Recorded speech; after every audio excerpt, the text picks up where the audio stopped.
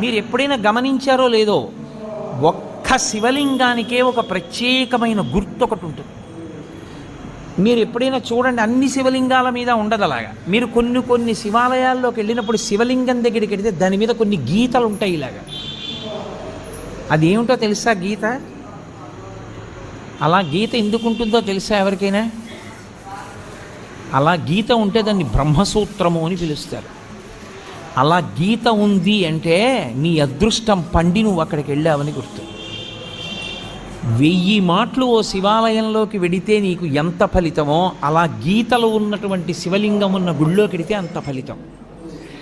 విశేషమైన ఆరాధనీయము అని గుర్తు. అలాంటి శివలింగం ఉన్న గుడిలోకి వెడితే తప్పకుండా మీరు మీ ద్రవ్యాన్నో, మీ బలాన్నో, మీ సంపత్తినో, మీ పాటనో, మీ పద్యాన్నో, మీ కష్టాన్నో అక్కడ వినియోగించాలి.